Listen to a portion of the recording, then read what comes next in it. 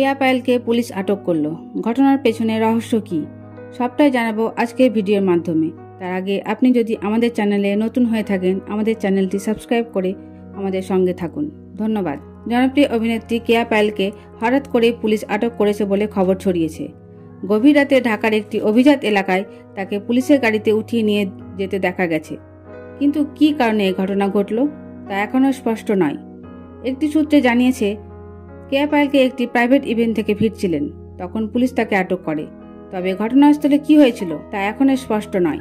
অন্যদিকে কিছু online report বলছে তিনি ব্যক্তিগত কোনো সমস্যার কারণে পুলিশের সঙ্গে কথা বলতে গিয়েছিলেন। পরে ভুল বোঝাবুঝির কারণে তাকে থানায় নিয়ে যাওয়া হয়। আসল ঘটনা কি, এখনও কোনো অফিসিয়াল বক্তব্য আসেনি, তাই বিষয়টি যাচাই করা সম্ভব হয়নি।